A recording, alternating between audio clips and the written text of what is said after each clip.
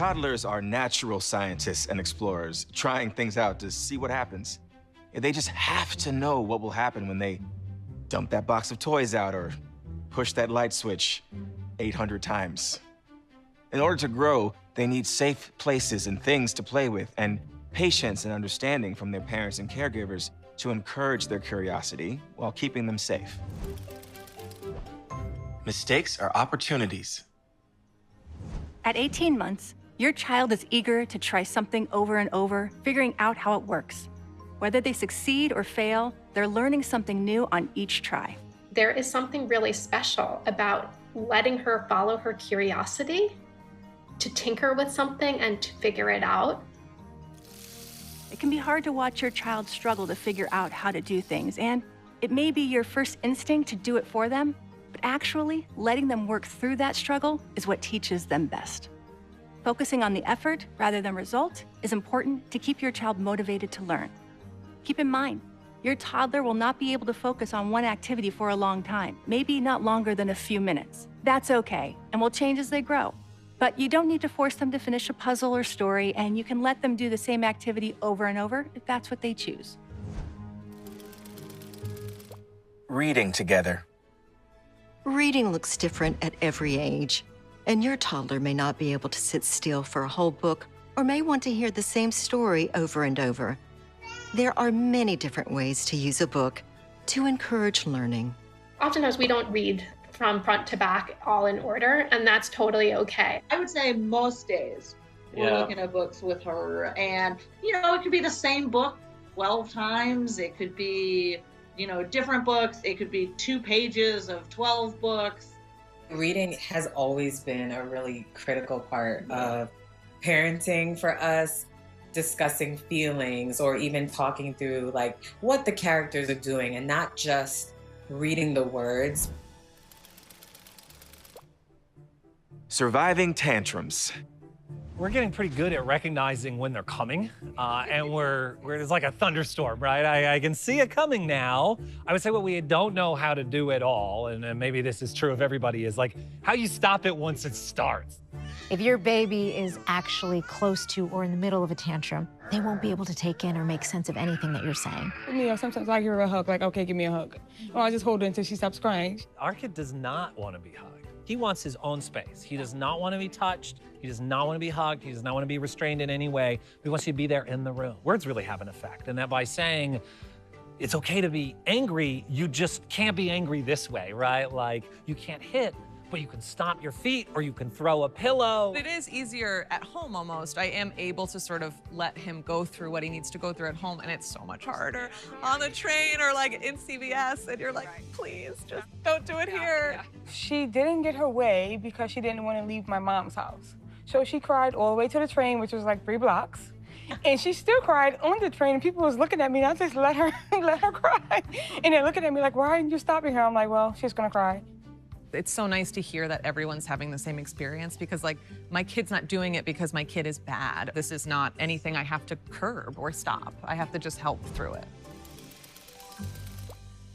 Watching together. We know that it's really hard to make it through the day without screen time. From 18 months to 2 years old, the American Academy of Pediatrics recommends that you watch no more than an hour, and that if you watch, you do it together.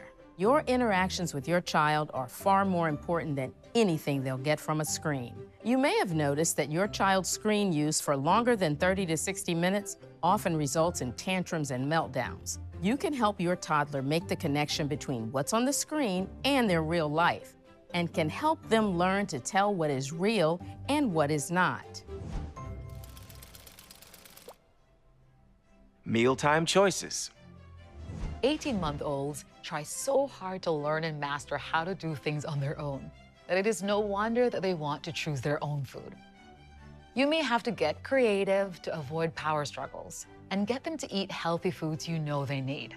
Spending too much time sometimes making her meal and having her not touch it. And now I just have to tell them, don't take it personally. I know it's yummy. I know it's great. I know I spent time on it. Toddlers should eat at regular meal times with 3 meals and up to 2 healthy snacks a day. Your child is growing more slowly than when they were younger, so they may eat less than they did before. A toddler's portion size is much smaller than an adult's, generally about 1/4 of what you'd have. And don't trick or distract them to eat more. We now know insisting on a clean plate teaches children to ignore the feeling of being full and can lead to overeating. They will eat if they're hungry, and it's best not to force it. Keep up the nap. Remember that toddlers still need naps. If they haven't already begun to skip one of their naps, they may soon go down to 1 nap per day, usually after lunch and lasting from 1 to 3 hours. Naps will continue until they are at least 3 years of age. Safety. Playing outdoors. The outdoors are a great place to give your child a chance for active play. Toddler proofing can be harder outside as you have less control over the environment. So be sure all outdoor play is supervised closely. Use sunscreen with an SPF 15 or higher. And remember to reapply every hour and a half to 2 hours. All children need sunscreen regardless of skin color. Hats and sun protective clothing are also a great idea. Make sure your toddler drinks plenty of water. They can become dehydrated without even being aware that they're thirsty. Toddlers can move pretty fast. Hold your child near streets and driveways with moving cars or bikes. Play. Give your child time to try and figure out something new before stepping in to help. Reading.